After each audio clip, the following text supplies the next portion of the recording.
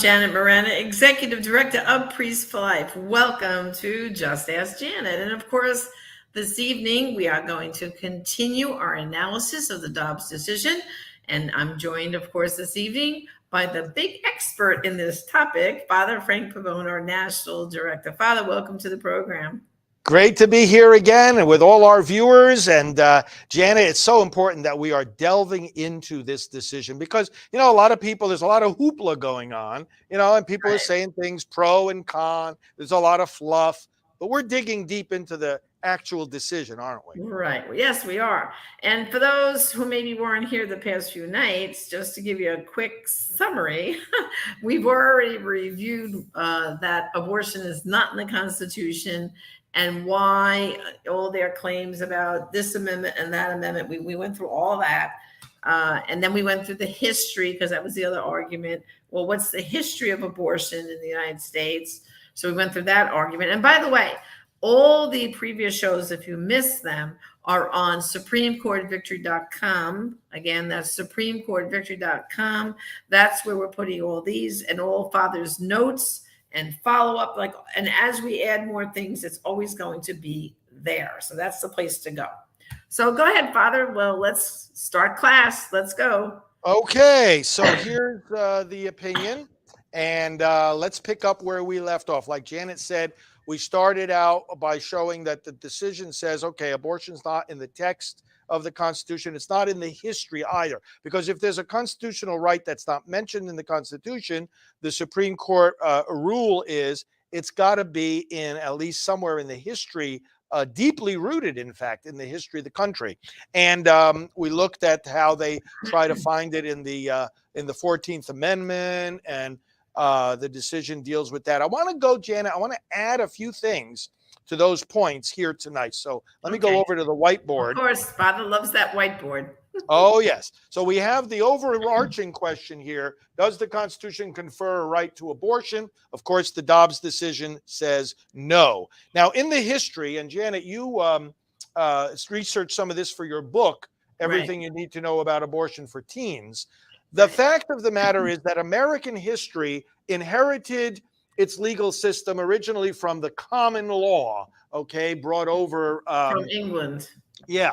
Now, simple point. There's a lot of historical debate about this, and you saw that as you did your research and whatnot. But the settled, there's an author by the name of Della Penna, by the way, who is a really great expert on the history of abortion. Roe versus Wade used Cyril Means and quoted him 7 times, didn't use any other historians. And you know who that guy was? That guy was an attorney for NARAL. He wasn't a historian, and he had unique historical arguments that had never been presented before and that have since been discredited. So Roe versus Wade, quote, history is garbage. And Professor Della Penna, on the other hand, has written very extensive history regarding abortion. In any case, make a long story short, common law prohibited abortion.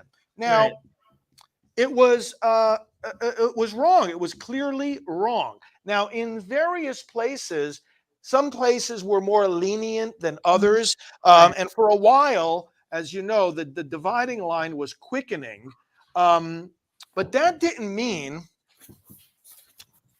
quickening, when the mother feels the baby move, somewhere around 15, 16 weeks.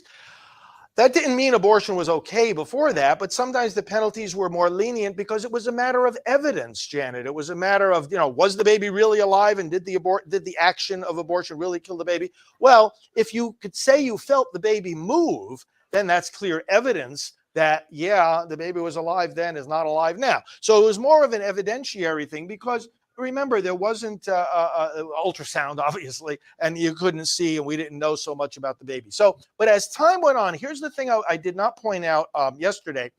In the 1800s, but this is when it was only in the 1800s that medical science began to understand the process of fertilization.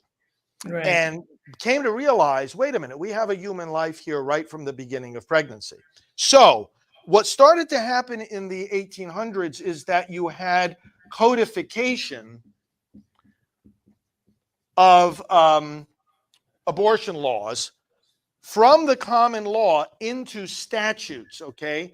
In other words, laws were passed by the various states saying that abortion was prohibited. And Janet, they got rid, as people understood, as science understood the process of fertilization and the development of the baby in the womb, they codified these laws not as brand new prescriptions of the law, but the codification was part of translating the common law into statutes. So in other words, that's another piece of evidence that they already considered abortion wrong. Now they were just expressing it in a different way. And they got rid of the quickening distinction, and the states were abolishing abortion throughout pregnancy. So this was all revealed, you know, and the opinion talks about this as the argument is made that the right to abortion is not in the Constitution or in our history.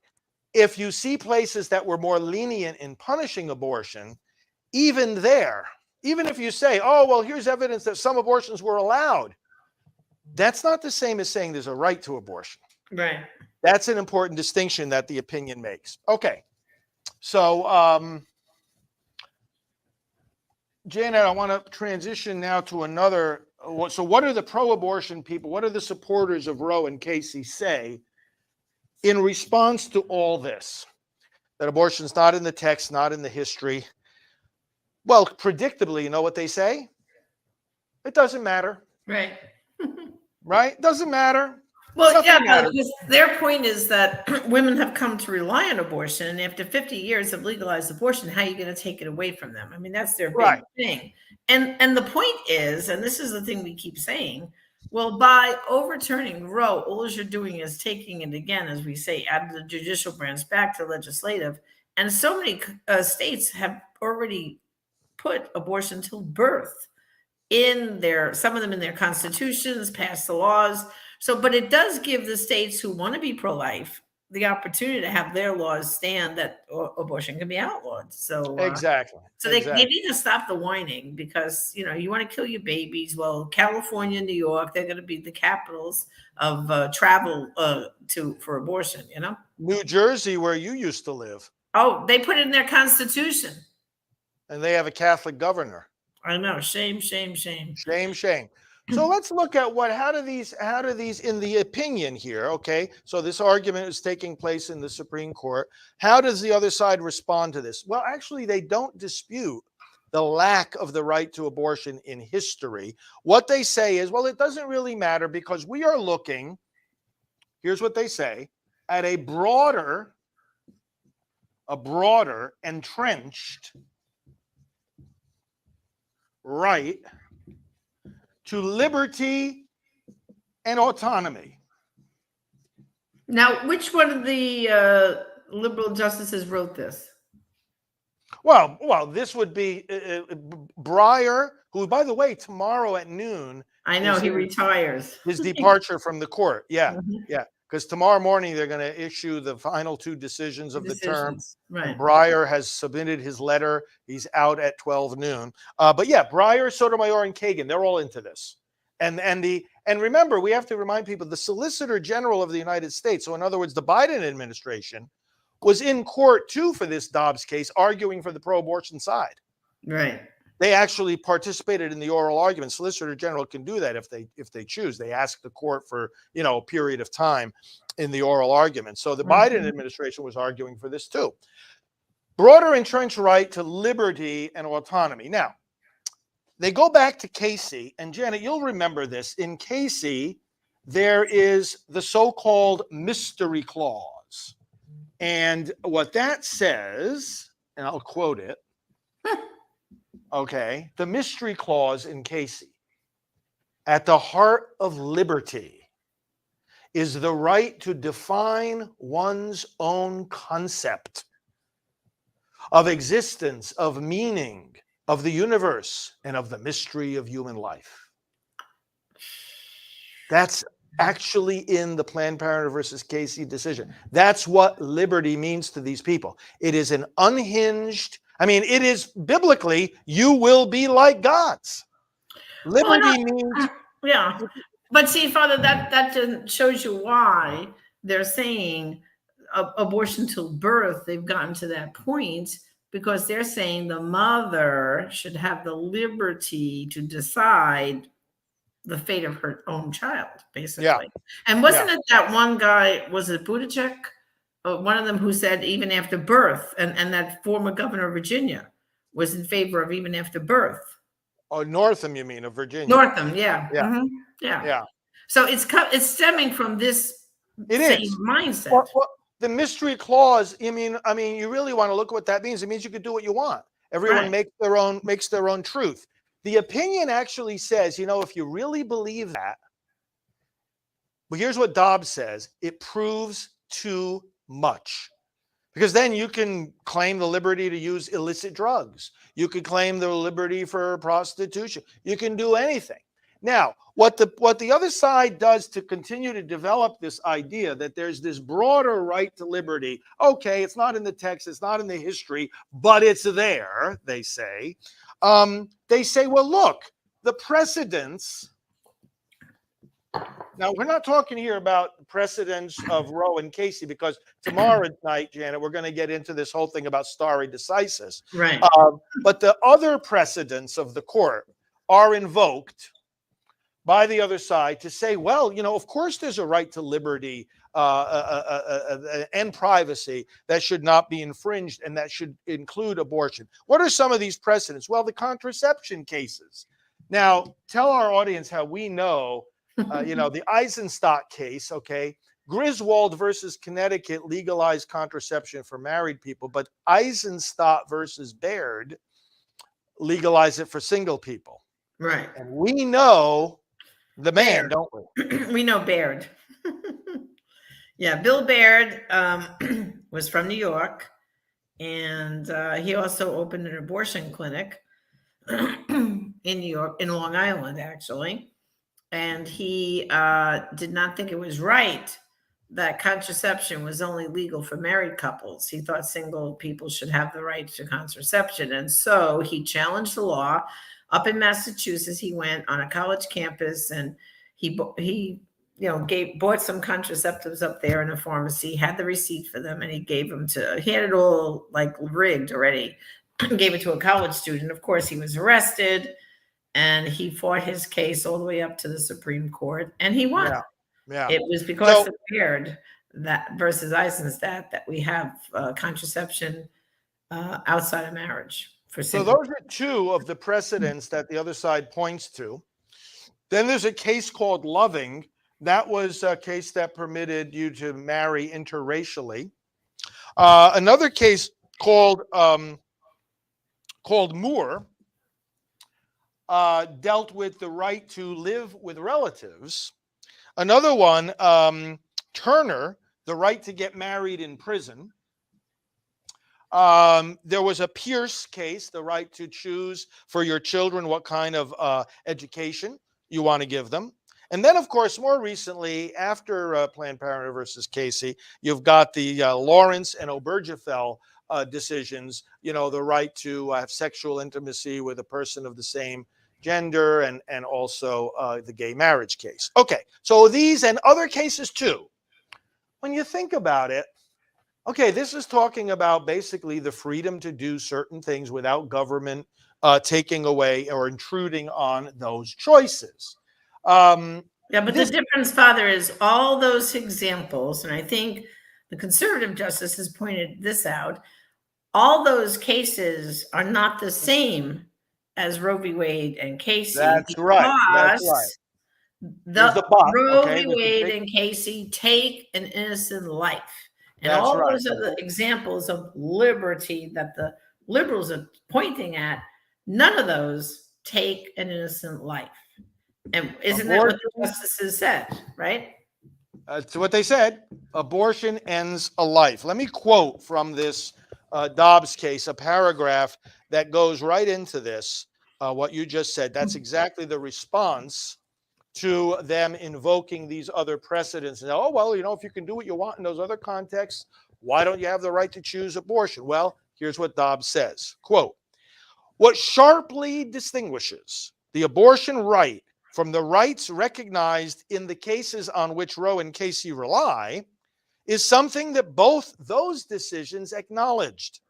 Abortion destroys what those decisions call potential life and what the law at issue in this case regards as the life of a, quote, unborn human being. Abortion, in Roe v. Wade, it says, Janet, abortion is, quote, inherently different. And in Casey, it says abortion is, quote, a unique act. So let's put those here. Inherently different and a unique act. Inherently different. Right. Now, this is Roe and Casey talking. Right. Even they acknowledge it's inherently different and it's a unique act. Why? Because no matter what value you might put on that life, no matter what you want to call that life, it's a life, and abortion purposely ends it. And that's what makes this different. You can't put this under the category of privacy or liberty, because never in any other case, and Janet, this is such a crucial point to understanding the Dobbs case, never in any other case, in any other matter of law, has the Supreme Court authorized the deliberate taking of a human life. Right. Never. So, like, how all of a sudden do we get to that point where now we can invoke liberty to kill somebody? How do we do that? And the court said, no. Dobbs is saying, we're not going to cross that line. We made a mistake in thinking that that you could cross that line. So let me sit down here again. So that brings us through that. Well, Father, too, just to remind everybody, we know that the justices in Roe were also slanted. A couple of them had family members who volunteered or involved with Planned Parenthood. They should have recused themselves, etc. They had an agenda. But let's think back. When this case began in the early 70s, well before 73, when a woman, there was no going into a pharmacy and buying a pregnancy test. You had to go to a doctor. So it was quite a while into her, like by the time she missed her second period, she's first going to a doctor to find out she's pregnant. So a lot of these women were close to, I would say, 10, 12 weeks down the road in their pregnancy when they were first finding out they were pregnant, and there was no ultrasounds, right. So people have to, remember when. The younger folks, they don't even know the things I'm talking about, but the atmosphere was very different back then. There were no pregnancy centers. And also too, when I was, I graduated from high school in 1970, any girls that were having sex outside of marriage in the late 60s, they were considered like the bad girls. Yeah. The girls who were loose. It was frowned on. Even though the sexual revolution was beginning, it still had a negative connotation. And if you got pregnant, well, you went off to some convent, in another state, gave birth, baby went up for adoption, and they came home. So, it was a very different time. That's all I'm saying. So, I think that's leads to how they crept it in, so easily, because everybody else no one was paying attention, basically. Yeah. I mean, I wasn't even, I think I've told this to people before. When Roe v. Wade passed in 73, I was in college and I didn't even know that abortion became legal. It was a non-issue because the Vietnam War was raging. I was watching, some of my friends getting drafted. So America was in a very different time. That's all I have to say about that. Yeah, so you have to keep remembering the context you were in back then. So go ahead. Exactly. Next point. Well, let's see if there's some comments or questions from our audience. Okay. I share. Let's see. Okay, here, Walter. Walter is one of our faithful viewers. Let's see what Walter is asking. So, this is where I'm confused. Is not the decision saying that the majority in each state will determine who lives and who dies? I believe the Constitution plainly expresses a right to life. Okay, so Janet, Walter is pointing out a key distinction here. Right. It is true that the Dobbs case, and we'll be explaining this more in the coming nights, The Dobbs case actually does not take a policy position on abortion. Right. It doesn't take, the Dobbs decision is saying, look, as a court, we are not going to take sides in the pro-life, pro-choice debate. Now, we obviously take sides, and let's just talk about what our final goal is. The justices are saying here that we as justices, we as the Supreme Court, do not want to impose a policy on the nation on abortion. Now, even the pro-life justices do not want to impose a pro-life policy. However, that doesn't mean that they're going to remain satisfied with what the Dobbs case says as the final goal. Let me make a distinction. Our final goal is to amend the Constitution, Right. so that it makes it very clear, crystal clear, that the right to life belongs to the unborn child. The Constitution, the Declaration acknowledges the right to life, and the Constitution says, Right. both in the 5th and the 14th Amendments, that the state may not deprive a person of life without due process of law. Janet, that's what's ironic about the fact that the pro-aborts are looking at those same 2 amendments to claim a right to abortion, because they'll also say that it doesn't, you can't be deprived of liberty. Right. And here's again got another little bit of history. People may not realize the final goal you're talking about is a human life amendment. Yes. That is something that Nellie Gray herself, God rest her soul, Yes. When she founded the March for Life Committee, Educational Fund, their ultimate goal was a human life amendment. And if you read the platform of the Republican Party, they even have that as a final goal for the Republican Party platform, is a human life amendment, because that's the, you know, the end of the rainbow, the prize we're all going for eventually. That's the prize. And you know who else indicates that as the prize and the goal? The bishops in their pastoral plan for pro-life activities. Right. They say, you know, but hey, Father, maybe some of these liberal bishops need to read their own pastoral plan. Well, I think so. I think some of them, frankly, need to read the Bible too. But getting back to finish explaining on Walter's point. Okay. We want a constitutional, that's what we ultimately need. Now, what this Dobbs case does is it gets us a step closer to that. It gets us a big step closer to that. Because you can't amend the Constitution, you can't say there's a right to life in the Constitution until and unless you get rid of the idea that there's a right to abortion in the Constitution. Right. So, in other words, what Dobbs is doing, it's actually, I was talking earlier today with Alan Keyes, our friend Alan Keyes. I haven't talked to him in a long time, but he had me on his program. We had a deep conversation for an hour about this stuff, and he was saying, look, you know, I mean, there's a right to life, there's obviously a right to life, and he was saying, you know, as he was reading through the decision, Alan said, and I agreed with him, he said, you know, I think what we've got here is a setup for a 1-2 punch. You know, the one is get rid of this nonsense about a right to abortion, right, put it back in the hands of the people. Okay, so Walter and everybody, here's the game plan. Once the issue is back in the hands of the people, and the people can legislate, and the people can make abortion illegal again, that's the road towards a constitutional amendment. You can't amend the Constitution on this without first making abortion illegal. Right.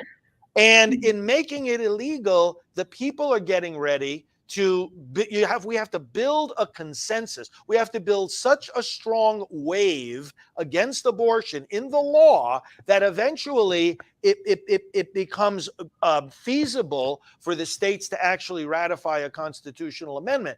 And that is where the amendment would clarify what I agree is already in the Constitution, that you can't deprive an innocent person of life. That is what, first of all, the Declaration says it. That's our principles, right? And then the Constitution is the mechanism. But in the 5th and the 14th Amendment, again, you have it right there, the word life. You can't be deprived of life without due process. So, So, Janet, what do you? how many, to get a constitutional amendment, what's the number of states you need? You need 3/4 of the states. All right. So you see, brothers and sisters, that's why we have a steep hill to climb, because as we get these blue states enshrining abortion, we've got to gin up the red states. We're going to need 3/4 of the states to eventually reach our ultimate goal, which is this human life amendment. So, And you need 2/3 of each house of Congress as well. right. So that's Yeah. why elections are going to be counting in a big Yeah. way. They count big. They count big. And Janet, here's a strategy. I was thinking about this the other day. One of the strategies towards the ultimate goal of amending the Constitution, if you got to get these states ratifying an amendment, is to get them to amend their state constitutions first. And a number of states are engaged in battles. You referred to this briefly before about whether or not abortion, a right to abortion, first of all, is in their constitution. Now, I think as those battles are played out, they need to be drawing some arguments from Dobbs, because even though it's a different constitution, obviously, some of the principles are exactly the same. Okay, so that's number one. But number two, if the states can work, and we can work as pro-life people in urging a constitutional amendments at the state level. Think of it this way. If a state gets enough support for protecting the unborn that they are willing to amend their constitution, well, then if a federal constitutional amendment like that comes along, and that it is proposed, isn't it more likely that that state is then going to ratify it? Right. Right? Because they amended their own in the same way. So, Father, just to give hope to some folks from like New Jersey and where they put it in their constitution. Yes. So basically what you're saying is, in time, if we boot out of office these liberal Democrats, even in New Jersey, right? Yes. They nearly got a Republican governor last year. Yes. They came this close. This close. Yeah, but it'll happen. If you can do that, yeah, and you get the majority changed in that state, then they could amend their state constitution and they could unenshrine abortion out of their constitution then, right? Yeah. Well, exactly. It's possible. So see, that's why I've been saying, no matter what state you're in, don't give up. That's why elections are so important, that we can still make progress. Well, Francine is asking an interesting question. Are the majority of the states pro-life or pro-choice? Well, Francine, actually, the good news is the majority are pro-life. Are pro-life. If you look at the states either that have trigger laws or pro-life laws that maybe are being held up in court, or have pre-existing pro-life laws prior to Roe that are now going to go back into effect, plus, you have the ones that, like Florida, have a very positive pro-life environment where we are able to pass more pro-life legislation, because our governor is going to call a session of the legislature together, special session, to do that. You have about just over a majority. You have about 26 states that are in that those categories combined. Right. And then you have another, I would say, another 4 or 5, even beyond that have a favorable. I would say you have about 30 states, which are favorable climate for the unborn. Now we got to work like crazy on the other 20, and we will. And I believe. See, now look, Janet, I made this point before about the Dobbs case. It makes it harder for the other side. It makes it harder for the pro-abortion side to keep abortion legal. And here's why. Even though Dobbs doesn't take a policy position on abortion, what it said was, and we'll get into this when we analyze more of the decision, what it said was, you know what? We made a mistake in Roe and Casey, because they did take sides, okay? Because they said to the states, you can't protect the unborn. You can't. Even if you want to, you can't before viability, right? You can't do it. And it's like, why not? That's taking a side. In other words, if there's arguments on both sides of the issue, right? And the court heard the arguments, they heard them in the oral arguments, they heard them in the briefs that were submitted, and the court is saying, "Hey, listen, guys, we know the arguments on both sides, And then they said to the supporters of Roe and Casey, what you guys have to convince us of is not your policy arguments on abortion. What you have to convince us of is this. Why is the Supreme Court the place where that policy should be decided? Right. Right? You see the point? In other words, the court is saying, hey, we know that this is a divisive issue. We know that there are arguments on both sides. Guys, work it out. Work it out with your lawmakers, right? Or and also in the federal Congress. The federal level work it out with your lawmakers. Why are you putting the burden on us? 9 people who are not even elected, and are, this is. If people understand this, Janet, I think they'll be very encouraged because we have a roadmap here now for ending this thing once and for all. Yeah, and what people really have to do is right now we have to train our guns on, our eyes on the prize, the midterm elections in November. That's our first hurdle. We've got to make maximum benefit. We've got to increase and take back the House, not by a little squeak, but by a big amount. And the dream would be, can we increase the Senate to 60? Could we? I mean, if the atmosphere in this country keeps going like with the economy and everything, we just might get more people voting our way. So everybody has got to work very hard right now, getting people, make sure they're properly registered to vote. Because just the other day, they said that nationwide, over 1 million people have switched from Democrat, their registration Democrat to Republican. Yes. And only 600,000 nationwide have gone from registered in Democrat. So we're outpacing them on the party registrations. We are. That's why everyone who's watching our programs, everyone who, within the sound of my voice and yours, Father, this is it. We got to sprint to the finish for November, and we've got to get everybody that's like-minded. Now's not the time, by the way, guys, to try to convince your pro-abortion friends why the Dobbs case really was a good thing and why they need to be pro-life. Don't waste your breath. They're not going to move the needle right now. But the people who are kind of in the middle and, the economy is really important to them, those are the people that have the conversations with. We call it the low-hanging fruit. Don't mess with the the radicals. We all have some in our family, unfortunately. Well, and Francine is asking also which states are like the battlegrounds. Where's the tipping point? What one of the key, and Francine, what we're going to do is in some future programs, we're going to take a look at all 50 states and where they stand. Right? We're going to go through it in detail. But I'll tell you off the top of my head, one of the key battlegrounds, Pennsylvania. Right. Pennsylvania is torn. Okay. It really is. It's torn politically. We've got an important Senate race there this year. We've got an important governor's race there this year. Janet, if the senator, Dr. Oz, of course, is the candidate. He's pro-life, by the way, in case anybody has any doubt. Dr. Oz is running for the Senate, and then Mastriano, great governor candidate there in Pennsylvania. I tell you what. Victories in those 2 races is really going to help Pennsylvania. It's been Pennsylvania actually, Planned Parenthood versus Casey came out of Pennsylvania. Right. Casey was and in fact, I knew him. We both met him. Governor Casey was a pro-life Democrat, one of the only pro-life Democrats. And then, of course, another battleground state is going to be Georgia. There because we have that liberal black pastor Warnock.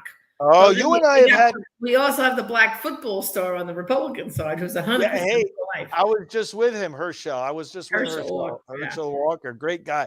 But you and I have been with Warnock too. Oh my gosh, he's terrible. Remember, we sat through those services. We should explain to people why we were there, though, because it's not that well. Go ahead. We were with Alveda King and the King family. And it was one of their services, and even Alveda doesn't like Warnock. She was like, "Oh no, it was just terrible." But I just saw on a poll today that they're within 10 points of each other right now. That's close. This far out, within 10 points. Uh-huh. Yeah, so we have a Yeah. lot of work to do. So to answer Francine, really, guys, if you want to be involved in our political work, you just need to go to prolifevote.com. That's our political page, and sign up to be part of our election volunteers, because we do a training call, Zoom calls. Right now they're once a month, but come September they'll be weekly, to help guide you through the political season and to get you engaged in activities. So everybody, just go to vote.com and sign up to be part of our election team. We could use you. Someone was asking me also, Janet, just to answer one more question, what I think about Catholic League cataloging the acts of violence against churches and pro-life centers, and I think that's very important. I think we need to do that. Yeah. We absolutely need to catalog it very carefully, both for the public record, for public opinion, and for law enforcement too. Right. Cataloging this stuff is important. You know, you don't hear too much now, Janet. Like in years past, we always had to endure the accusation that, oh, the pro-life movement, you know, that's a violent movement. You know what? I don't hear that so much now. The other side would be silly to say that now when they're the ones doing all the violence. Yeah, they are, unfortunately. Okay, so Father, any other points for tonight's class before we No, I think no. What we're going to do tomorrow now is we're going to Mhm. go into the start stare decisis decisis? analysis. Yes, Right. and we're going to see why the Dobbs court decided under stare decisis that it was time to reverse Roe and Casey. We're going to look at that. What we've established already. Again, remember they pointed out Casey didn't even address the question of whether the Constitution confers a right to abortion. So now we've seen their main reasons as to why the answer to that question is no. So now the question is, if the Constitution doesn't confer a right to abortion, what about the argument that these decisions have been around for a long time and that we should therefore not change them? That's what's going to come next. Right. And like we said, the Supreme Court does have a history of changing long-term precedent when the evidence is clear that it's time that this Yep. right no longer exists. Segregation was a big one with Brown versus Board of Ed. That was huge. And you know how long that took to reverse. Was it close to Brown, 60 years? Brown versus Board of Education came 58 years after Plessy versus Ferguson. And Janet, you remember me always saying, over all these years that we've been doing Priests for Life work, people would say, oh, how long is it going to take to reverse Roe v. Wade? I said, listen, Brown v. Board of Education took 58 years. We are well within the historical window of time. I've said that in so many talks. We're well within the historical window of time for these decisions. Well, and what we've always been saying is we needed a willing court. Yeah. We needed enough conservative justices, right, to really, make it happen. And and we got that because of President Trump. So if thank you, President Trump. That's right. I mean, we wouldn't have had these three extra. We couldn't be where we are right now without those three justices. So, well, not only would we not be where we are right now, but there would have been three justices in there who would have been reaffirming Roe for another 50 years. Exactly. So we're in a great time. And we just have to learn to ignore the abuse from the other side a little bit. And, and I'm basically, Father, I'm not answering advice to everybody on Facebook. I know some people who are adamantly pro-choice, and when they put all their garbage on Facebook, I don't comment. I snooze them for 30 days. I just don't get involved because I know I can't convince them over to my side. No matter, I could tell them all the arguments of Dobbs, but they're not going to listen. They're going to go, la, la, la. And that's really a challenge that some of these people say, did you even read the decision? Do you know what's in the decision? They don't. Right. They're just screaming the rhetoric that they hear from the Democratic Party, Nancy Pelosi, Chuck Schumer, and the whole. I'd like to know if Biden, Pelosi, and Schumer even read it. Probably not. I'm sure they haven't. Guaranteed they haven't. So, the thing is right now, we're going to educate you so that you can strengthen the other people in your circle of influence who are somewhat pro-life, don't really understand what happened, that you can assure them this is what happened and this is why your pro-life position is correct. Yeah. So Yeah. we got a lot of work to do. So Father, closing. Great discussion, Janet. Thanks so Yeah. much. And Um, you have a closing prayer for everybody, because we do need prayer. Absolutely. Absolutely, All friends. right. Thank you so much. Thanks so much for being with us. Let's pray in the name of the Father and of the Son and of the Holy Spirit. Amen. Father, bless the Supreme Court. Bless President Trump. Bless the Senate Republicans who were responsible for the confirmation of Justice Barrett, Justice Kavanaugh, Justice Gorsuch. Bless all of them, Lord, and bless our nation as we absorb this moment, as we learn more about this Dobbs decision, as we build now on the opportunity the court has given us to protect the unborn through our lawmakers. Let us do it, Lord, and let us give us success in this election, that we may elect more and more and more pro-life candidates at every level of government. We ask all this in the name of Jesus the Lord. Amen. Amen. Well, until tomorrow night, same bad time, same bad channel. If you've missed any of these classes, go to supremecourtvictory.com. That's where they all are. So you can rewatch them, take some more notes. And like Father said, he will be putting up talking points once we get through all the classes. He's very busy writing talking points for you all. So they will get posted there soon. And then by September, we're going to have a nice little brochure booklet for you that you'll be able to take around and distribute. So we are on a march here to help educate everyone. So thanks for joining us this evening. Until tomorrow night, this is Janet Morena, Executive Director of Priest for Life, and of course, my great boss, Father Frank Pavone, National Director. Thank you, Father, and have a good night. God bless. God bless you all.